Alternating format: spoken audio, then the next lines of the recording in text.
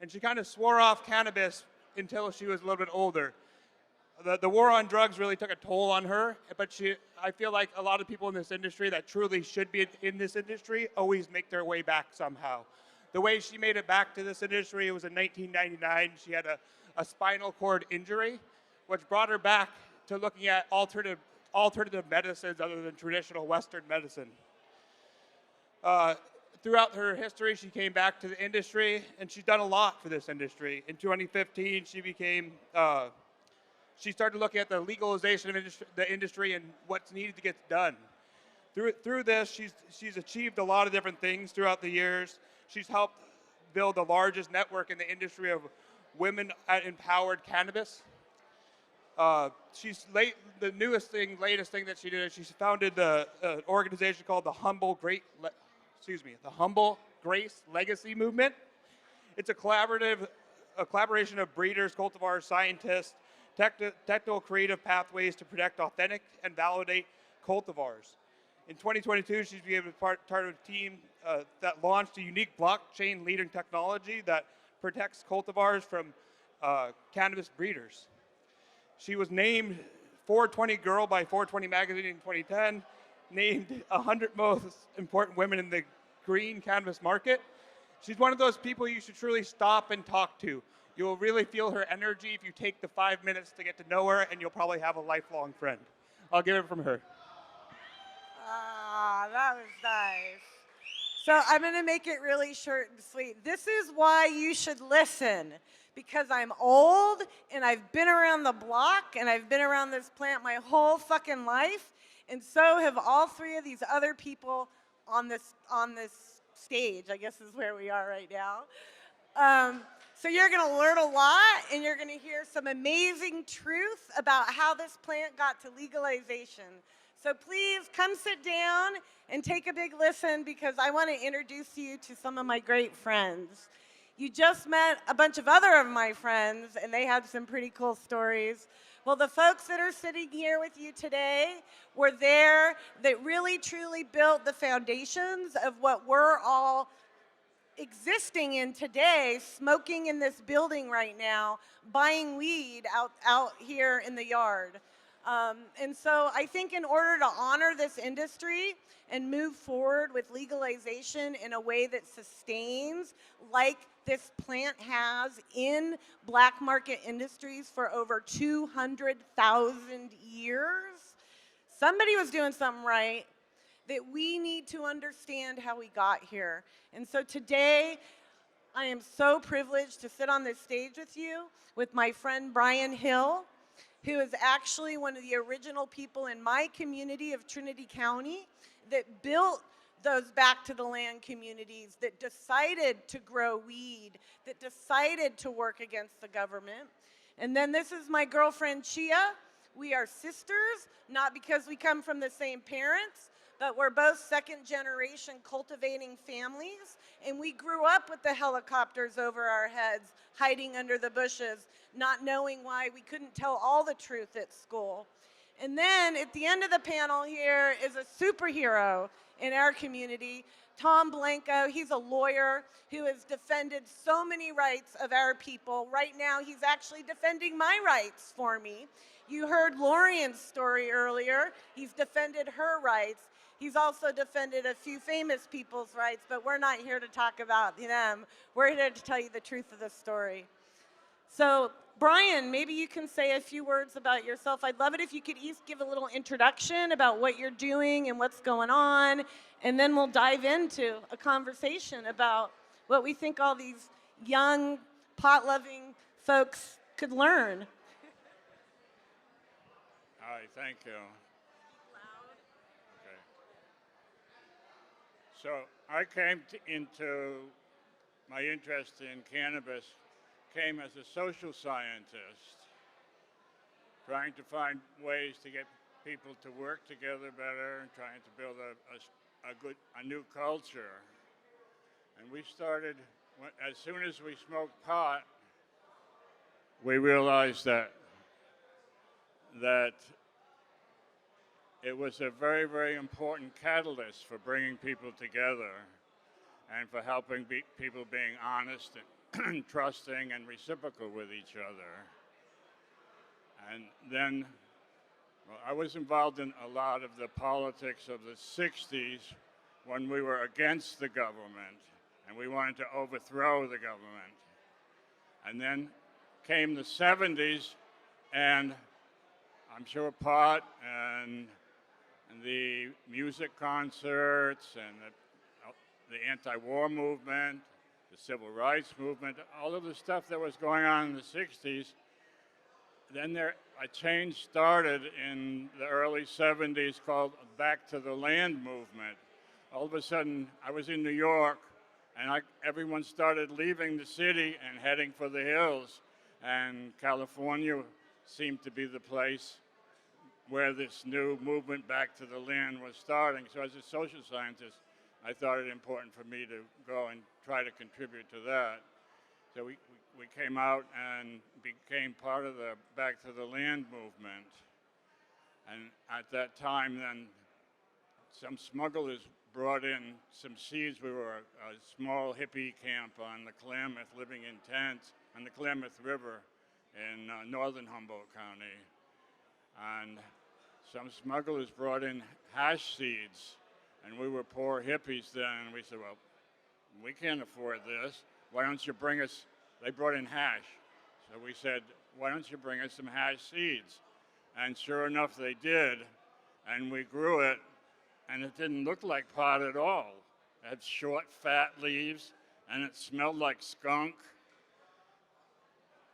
And we took it down to Berkeley, and people in Berkeley said, well, what is this? It smells horrible.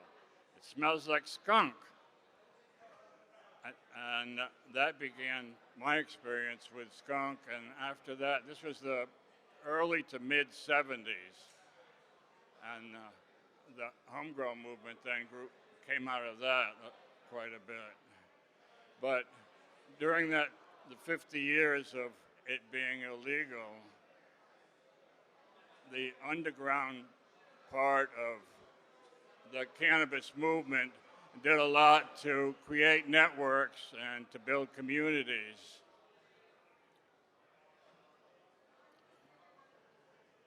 And I don't want to talk about industrial. Well, I guess the most important part of the cannabis for me was the cannabis as a movement.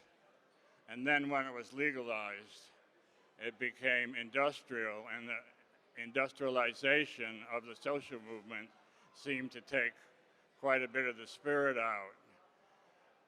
And that's why being a participant in the movement, I know a lot of what's going on. And there's the new tendency for people to like sun-grown, homegrown, and bringing back the old spiritual type and psychedelic type of pot seems to be a renovation of the early beginning of pot. And I could see pot becoming now like microbrews and the organic movement. I think the homegrown, sun-grown will take its place on the shelves as like a back to nature community movement again.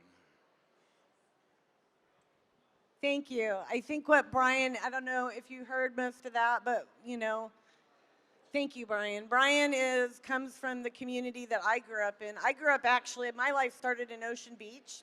I'm an OB rat. I don't know if y'all know what that is, but if you grew up in OB, you know what an OB rat is. I'm one of those originators. And pinched my first pound on Cape May when I was still in diapers. And then my mother took me up to the Emerald Triangle because, as you all know, OB was pretty heavy back then.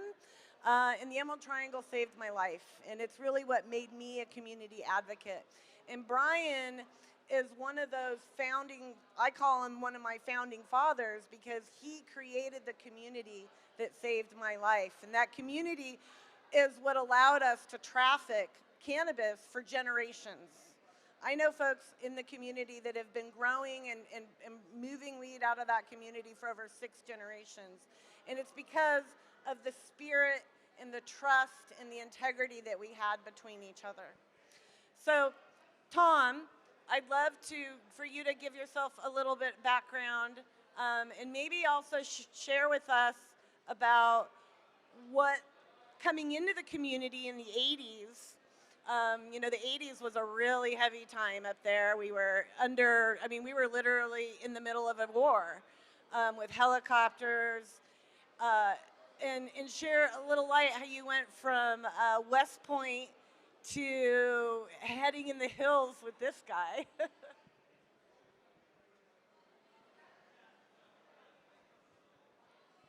Thanks. And I think, you know, the Emerald Triangle felt like home the moment I got there the first time. And maybe it was the background of training to be in war. And hey, we're actually in one. But little did I know when I thought I was embarking on the defense of freedom that really freedom is what we're all about here. That's what cannabis has always meant and represented to me, in a sense that, I as a person am free just because that's how I carry my mind. But freedom is something we only experience as community. And ganja has blazed down so many barriers in my life between people and created community everywhere around the world of this commonality. We might not have anything else in common that I can identify, but if we both like weed, we're friends. We've got a lot going on for us. And I've enabled, meeting so many different kinds of people that way. And I think when you're in the midst of a movement, like was happening in the Emerald Triangle in the 80s and the 90s, you don't really have time to step outside and look at what's happening. And for me, going in there for the first time, but feeling at home, it really was like, wow, this is amazing. People are growing cannabis and they don't care. The helicopters are coming, but they're growing it anyway. They're not afraid. And again, I think that comes from the liberation of thought that this plant gives us. So, as we embark on this next journey, which is a circle, this is not linear because cannabis has only been illegal for a short time in its long entwined history with humanity, it's important to revisit those connections and think of this circular instead of linear. And it's just when I first met Brian and he brought me to the Emerald Triangle to kind of embrace this culture, one of the things he said was that cannabis is like a model for a new economy, a new way of dealing with people. It's based on trust. It's based on what you can actually bring to the table. And I thought that was a beautiful thing, and I hope we don't lose that as we embark on this new chapter that's new for all of us. But I was just walking around here, visiting with some of the people, and there's so much amazing thought and innovation right now, like in this room happening now. So that's so encouraging to me to see that there is still freshness and vitality in this culture, and it's spreading. And I put my faith in this plant,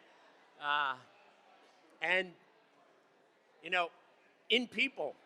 I'm an anti-prohibitionist. I don't believe in it, not just for cannabis. I just don't believe in it. I have that in common with Abraham Lincoln. And cannabis has been such a nice frame to look at issues of freedom and sovereignty. And I'm glad we're getting through that now. So I'm honored to be part of this journey. I'm amazed by all the people and happy to be here.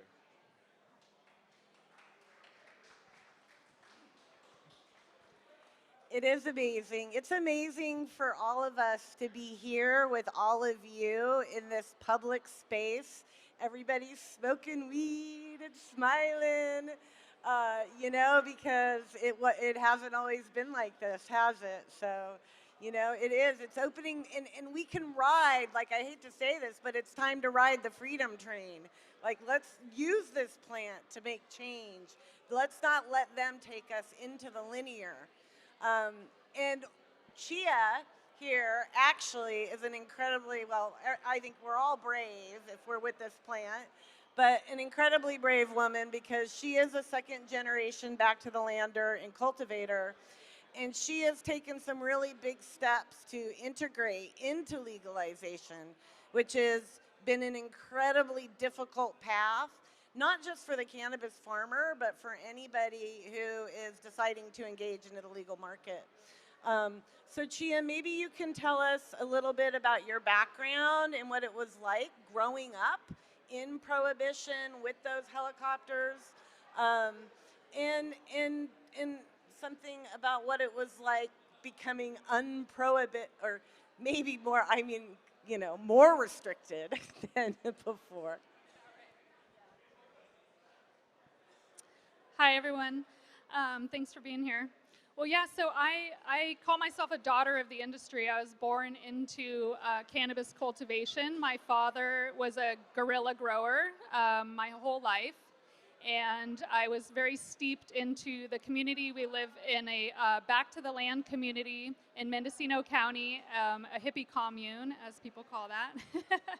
And so it was just really kind of like part of the culture where I lived, and I still live there, just on a different piece of property down the road where I have my legal farms. And growing up in that culture was kind of interesting. Everybody who was in the community that lived there was in the know, and we all knew what was going on, and everybody had plants in the trees and plants in the, down in the ravine and plants in the blackberry bushes, and everybody was doing it and everybody was smoking it. And all the children were really trained from a young age that you do not say anything. You don't tell your teacher, you don't talk to your friends about it. Hopefully you don't end up at school with the buds stuck to your sweater or something like that to give yourself away, but really, the fear was instilled in me from a very young age. And my father would say things like, "You don't want your dad to go to jail, do you? Don't say anything to anybody." And so I really grew up with that fear mentality. When the helicopters would fly over, my dad would say, "Run to the shade." And so I lived that way pretty much until not too long ago. I really had to train myself out of being afraid of helicopters and the sound of airplanes. Even when I'm in the city, I'll hear one, and I'm like the only one looking up at the sky of the helicopter to see what kind of helicopter it is. But yeah, it was a really interesting time. I was born in 1979, so the Reagan era was ever present. There was helicopters and airplanes flying all over the place all the time, trying to bust people for really very little amount of cannabis plants. There was a raid. My father-in-law was raided, and he only got busted for 2 plants, and they thought that was a gigantic amount of cannabis, and they tied him and his friends to a tree and left them in the hot sun while they raided their farm.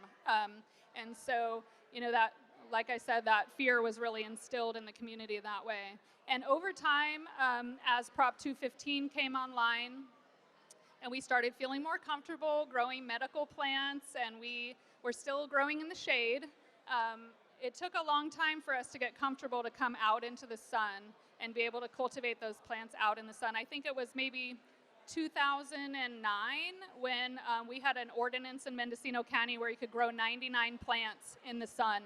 And we did that for a few years until Prop 64 came along. And prior to Prop 64, as a legacy grower, me and my husband are both legacy growers, and we have kids, and we thought, we don't want our kids to deal with the same fear as we had growing up. I really just didn't want them to live that life. And so we decided that when there was a path to go legal, we were going to take that path. And we did take that path. And it's not been an easy one, as Lele said. It has really tested us in many, many ways. But the thing that has held us through is the passion for the plant. We're here for the medicine. It's about the healing. It's not about money. It never was. So thank you. All right. I know everybody probably wants to go smoke some weed, but I would love to ask you all one last question as we have this incredible audience. How can this audience utilize this plant today to do either support the industry, support change? How we've all used this plant to empower ourselves in really beautiful ways. How can you share with this audience how today they could take this weed, all this connection, and empower themselves? I would say the essence of cannabis is its spiritual and love qualities. And we must make sure that we don't lose that. Respect it as the sacred plant that it is and how it helps bring people together.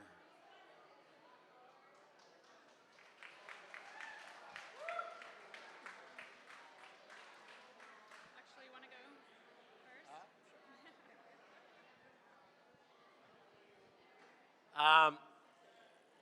You know, I wish I could say I'm the kind of lawyer that's won every case, but I can't since my first case. So I unfortunately have too many friends and allies that have done time, you know, been in prison. And one of those friends once said, you know, you don't do time. Time does you. You know, you're still alive, and it's the time that's doing something to you, those years you spend inside a box. And, you know, I think about that with cannabis, you know. Don't do the weed, let the weed do you. There is a message in every experience with cannabis for each one of us when it comes, and let that happen. If cannabis is about anything, it's about following your bliss. So enjoy it. Personally, I believe it's such a natural thing. I'd like to source mine as close to nature as possible. I've grown indoors, I've grown outdoors, I've grown in the middle of the two. So follow your bliss, enjoy it, and let the weed do you.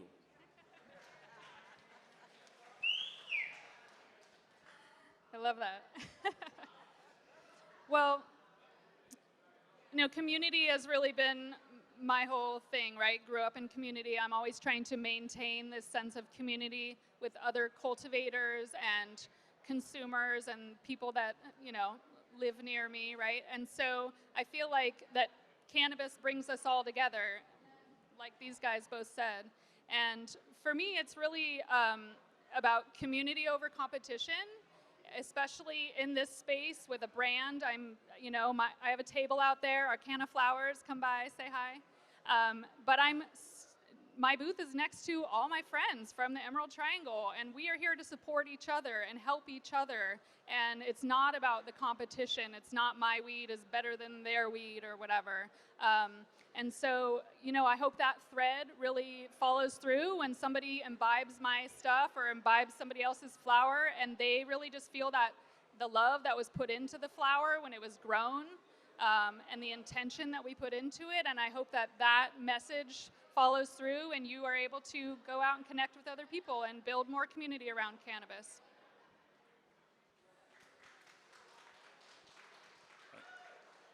What keeps popping into my head is cannabis is a gateway drug, a gateway to love.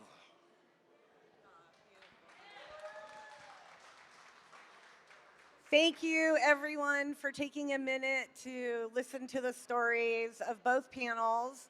If you would like to know what it takes, what third generation weed, decades of experience tastes like, when you go through the outdoor gate and go to your right, you'll see a bunch of tables and booths there. Please go talk to the farmers, hear their stories, try their weed. Have a great day, everybody. Thank you. And build more community with us, please.